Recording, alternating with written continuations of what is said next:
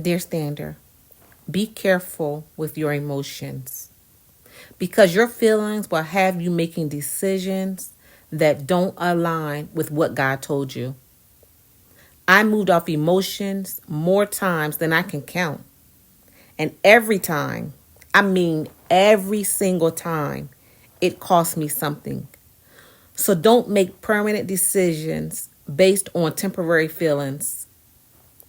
Follow the restoration room if you're learning how to stand without letting your emotions lead you.